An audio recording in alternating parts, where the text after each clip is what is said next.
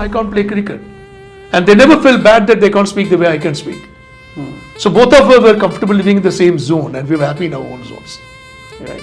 That's what the schooling. I'm not sure whether I could answer your question. No, absolutely. I think a lot of viewers can draw inspiration, even if they come from humble background. They don't have all the facilities with them. They are not born with silver spoon in their mouth, right? So they can still make big. So I think that's so nice of you to share your story. Thank you. Yeah. So now we'll come to the Electrolux days or the calibrated days, as we call it, right? So you got picked from the on the campus, itself, and I joined them as a sales officer. Great. And luckily that I was given an opportunity to build a network of retailers and distributors. And So I'll just mention one small thing. I mean, there are a lot of similarity between your journey and my journey in some ways. So I also had like yours, a similar background of coming from a government school, and then I also pursued CA. I cleared all through. So we are learning about this now. yeah, and the third commonality is when your first job was Electrolux Calvinator, mine was also first Electrolux Calvinator, in fact. Okay. Yeah. So Calvinators, that was a great opportunity. Distribution network, retail, length and breadth of traveling the country, picking up languages. Right. Left and right and center. So how many languages you said you I speak Oriya fluently. I speak Bengali. I speak Malayalam. I speak Telugu. I speak Tamil. And I speak Hindi, and I speak little English as well. So these are the languages which I picked up during my working career. Wow. I can manage Kannada a little bit with the working knowledge of Kannada as well. And the distribution life is completely a different kind of a ball game, right? It's a B2C2C. You sell the product to your distributor, sell the product to your retailer. You have no direct connect or sense about the end customer. It kept on happening. I think I spent my formative years was a fantastic year. I had good bosses. To recall, my first boss was Gurdeep Singh. I owe a lot to him. Very high level energy and extremely a passionate guy, and lot to learn from him. He's not one of those teachers who make you sit and listen to you. He's one of them who leads by example. So I was a very curious cat in the bag, right? I ensured that I learn, I follow, and I always used to push myself asking one question. If someone is better than me, what is that in him which is not in me? So I identified those 2, 3, 4 traits, and I ensured that I pick that up. Sure. Good thing I learned from my first boss, which is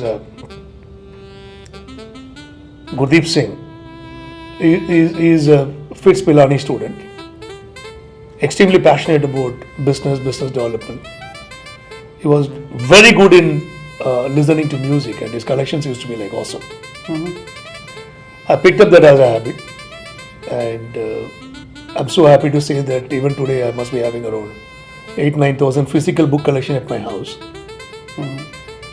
And music has become a part of the life. I think the current generation don't even know how does a cassette looks like, and how does a turntable looks like, and how does a CD looks like. They're all streaming. Yeah. Today everything, current gen is all about streaming. Right. I still have some of the good old CD collections, and later on I picked up the hobby of watching a lot of movies. So DVD and Blu-ray and whole lot of collections. But I must emphasize to the youngsters, please cultivate reading as a habit. Right. Reading widens your knowledge base. Reading helps you to gain tremendous amount of wisdom which you will not get by listening. I'll tell you, when you are listening, what happens is your retention competency is very limited. What you listen, you don't retain. Only artificial intelligence driven machines can do that today. That's why AI is beating the man in the game. Right. We'll come and cover to that in the later part of the conversation. Yeah. So reading actually expands your horizon of thinking. It gives you a lot amount of creativity in thinking. It enables you with visualizing things. And visualization means that you are actually expanding your horizons of thinking. Right. You are adapting to something which you never thought you had in you. Right. And reading helps a lot. Even today I read, I don't know whether, I read about 7 to 8 books a month. In a year I complete about 100 books. Wow. So initial formative years I spent in Kelvinator. Then one fine day, as the going says, that you wake up with a suddenly strike an awakening saying that I need to do something different in my life. I got a golden opportunity to join a company called Modi Xerox. Xerox used to be the university for many professionals in this country, like HCL for many Yeah. tech-driven guys. And Right. so I got an opportunity, and again I had great bosses. I had a gentleman called Ranjit Mohanty who hired me in Modi Xerox.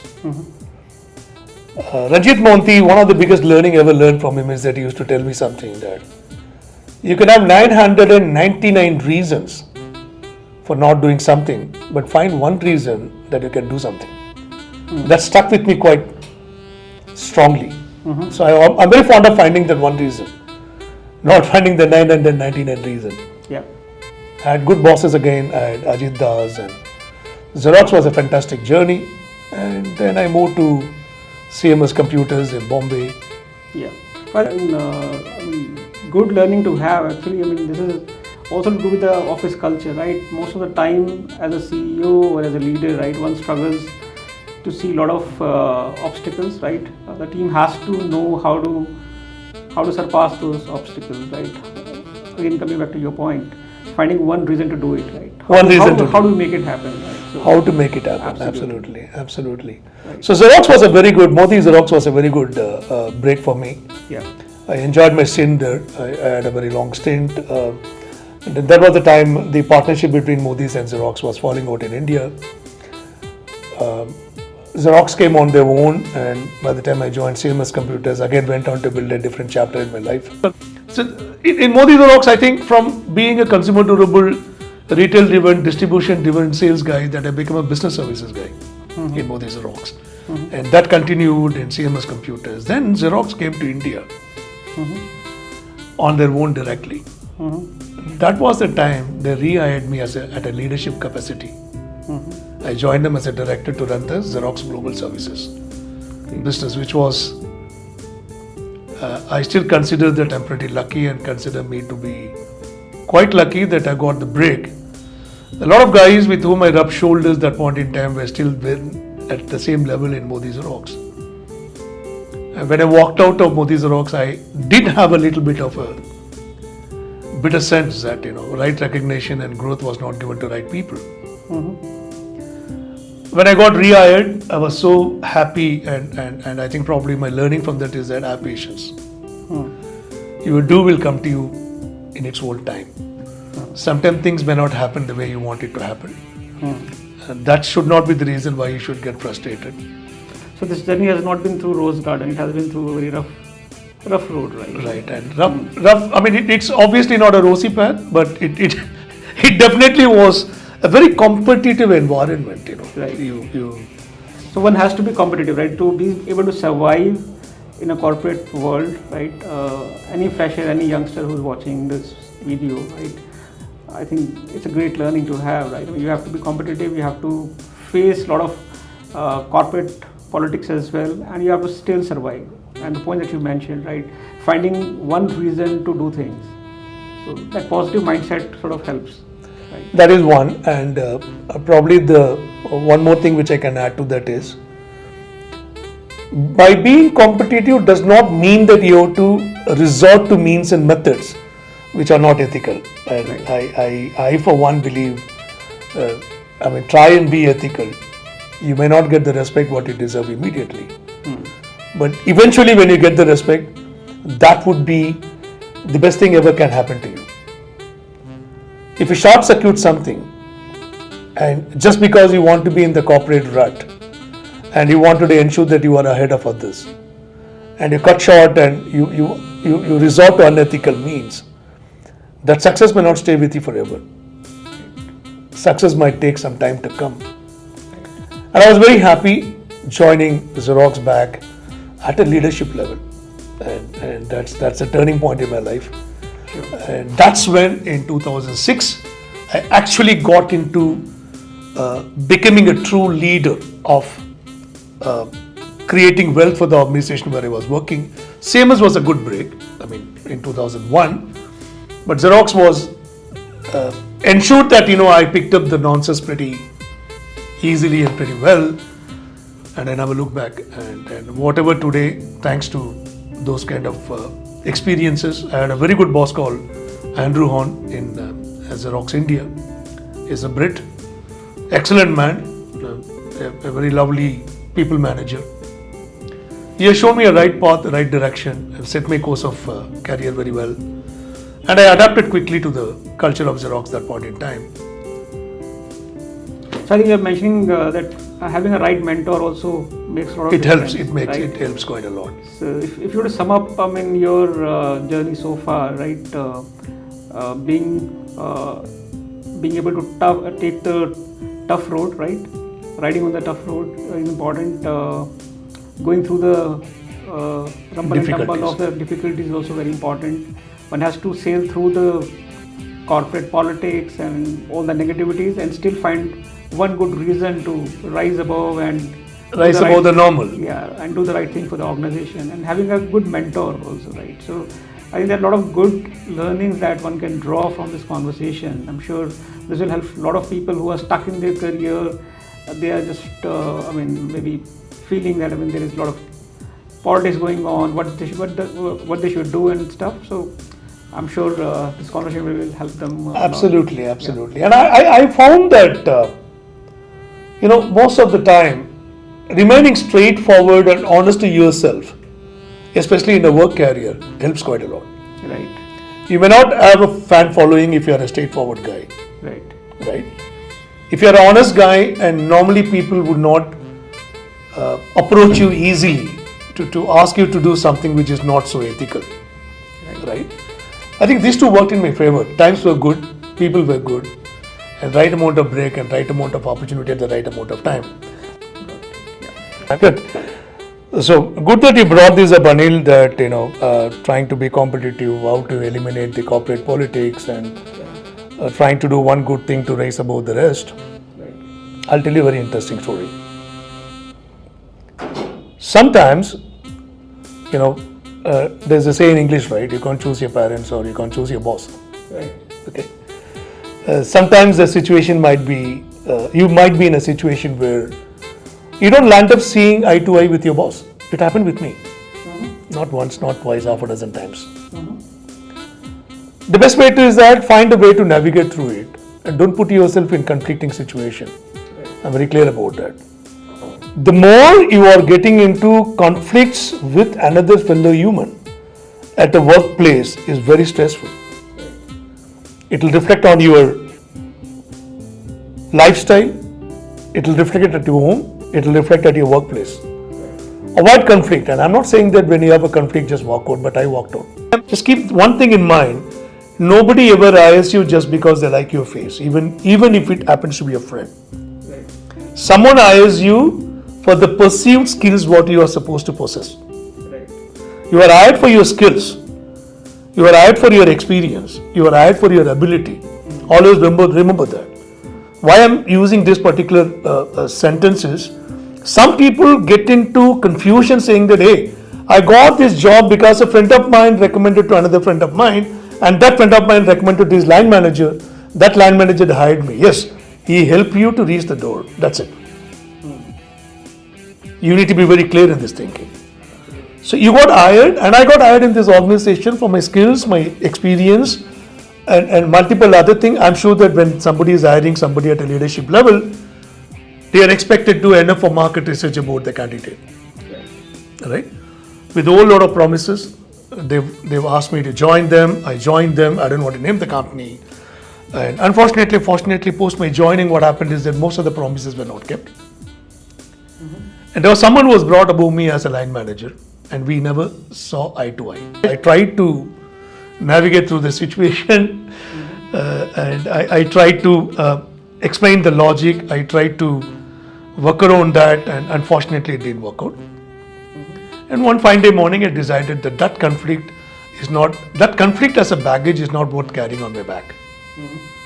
It's impacting my health, my personal life, my professional pride.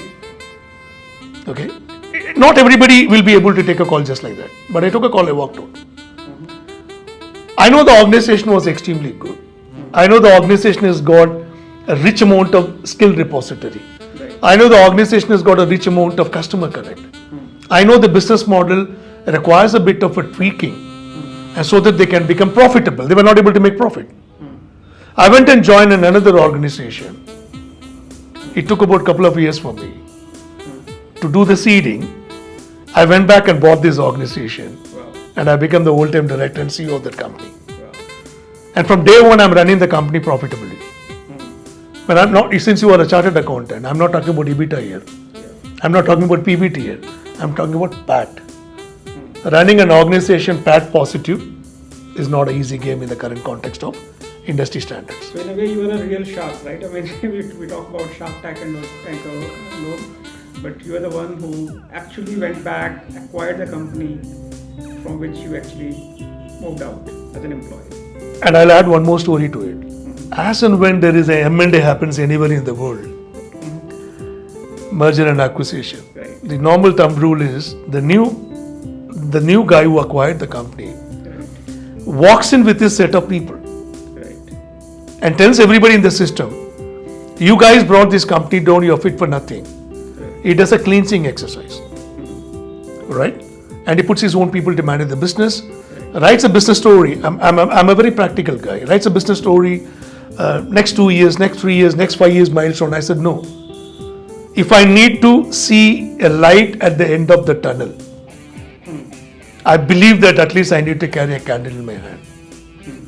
I will not get into a dark tunnel with the hope that I'm going to see a light in the end. To pass through the tunnel, I need a candle light. So my first mantra was that I need to turn around this business into profitable business. So turning around a business which is not so profitable, there is a normal phenomena. Most of the folks say that okay, India business is not successful. The companies who are investing from abroad, the MNCs, they don't want to do India business. Right? They mostly want to serve their international clients. So I think it will be a great learning insight from you, right? I mean, how do you turn around a business which is so much of India and Asia Pacific centric, and how do you make it profitable from it being into losses for I think millions of years? I would invite you to interact with 3 of my colleagues. I mean, they would tell a better story. But I will tell you my perspective, that how it happened. I believe people are good, which is very, very important for you to understand. Yeah. It's only the course correction and set of direction what you give as a leader is important. As I was mentioning in an M&A scene, people change people. I was a new guy in the new company. The rest of the guy continued with the lock, stock and barrel. I would replace a single resource. Same set of people, those who blamed for bringing down the company. Same set of people, those who declared they are fit for nothing. The same set of people delivered results for me. Wow. It's a question of setting up the expectation. So what we have done is fundamentally, the first and foremost thing, I inculcated a belief in the entire employee system. I said, don't call yourself as an employee of my organization. You are the founding members of this organization. That's the first mantra. But it was like a startup starting from a scratch. You are a founding member. So when you are a founding member, that means you own the piece of this company. For the services you get paid, but you own the piece. I want the ownership to settle in. It took about 3 to 6 months time for us to inculcate that as an habit. Right. Second condition which I put that, okay, whatever you were yesterday, but today you are part of a team called Change Leaders. That you as an individual, you stand for the change with this company. Right. And if you can't change yourself, don't expect anybody else to change. In the process, don't expect the company to change. That was inculcated quite strongly, Change Leaders as a concept, founding members. Third is in my company, if we walk into any of the mornings, we do something called morning prayers. It starts with we so-and-so are proud to be part of so-and-so family. Ends with we will strive towards ensuring stakeholder delight is always met. It's a collective prayer which we do together, including me. I'm part of that. We start with that, And there are very many good practices which you have done. I mean, there's open communication, a tremendous amount of transparency. I do a town hall at least once a month. And we have an open door policy. Anybody can knock at my door to come and walk in and we had a good run, owing to multiple several reasons. COVID was one of the reasons. Things are looking bright again, and I'm sure that we will get back to the glory maybe down the line in another couple of years' time. But to tell you that we are still profitable, the size may not be as big as it was. The belief is, if you entrust your people and believe your people, tell them, hey, I trust you. And you have the ability to come and correct me when I go wrong. Not that I'll be right all the time. At the same time, I expect you to be right, because one of your mistake will cost you one of your colleagues. So this system is like this. If somebody is doing a mistake, the other guy will pull him up and say, hey, don't do this. When you're a founding member, you are the owner of the entire company. You are responsible for running it successfully, not lethargically. You understand? I mean, you need to apply a lot of logic. So I think that's a simple thing which really pretty worked well for us. I think it's a great achievement. I mean, there is a research paper that says that at least 8 to 9 M&As go in a negative direction, right? I mean, they don't really present the results that they were supposed to. So it's very tough to make M&A successful. So it's another good story of making an acquired company profitable from day one. Wow. From day one. We did few of the things right, I guess. I think in the initial phase of my colleagues will accept with me that we said, if we want to reward ourselves, we need to be profitable. Right. And I made it very clear that we are a commercial enterprise and we don't believe in charity. When I say we don't believe in charity, we all encourage ourselves to reach out to our customers, saying that the DNA of this organization is getting rewritten. If I'm not commercially successful, don't expect me to right serve you. Right? For me, the cost of serving you is going to be X component. And I need to remain profitable because I have so many number of people, so many processes. I need to take care of that, and I need to run as a profitable enterprises.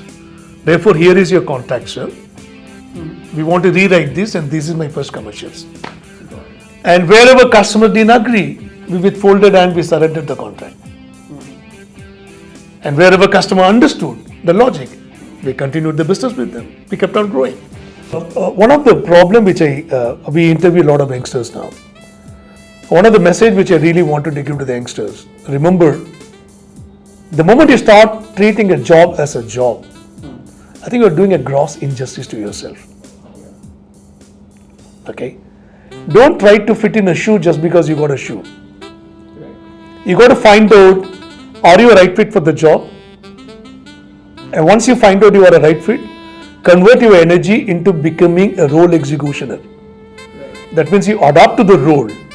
That's when you can bring the passion and confidence in. Actually, it's just like, somebody should not just invest in a stock, right? Just for the purpose of investing.